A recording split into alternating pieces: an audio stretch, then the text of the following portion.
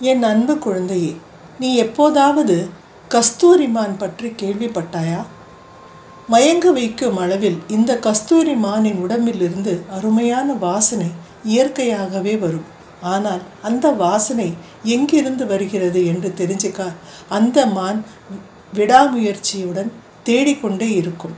அந்த மானுக்கு உணர்தல் இல்லை இத்தகையான சுவாசனை அதன் உடம்பிலிருந்து தான் வருகிறது என்று. என் அன்பு குழந்தையே, நீயும் அவ்வாறேதான்.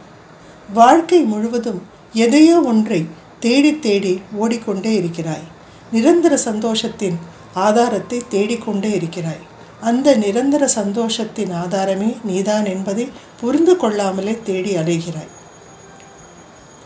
ஒரு அருமையான வேலை அல்லது நல்ல வீடு, நல்ல உடல் ஆரோக்கியம், இவையெல்லாம் நீ தேடும் சந்தோஷத்தை கொடுக்காது.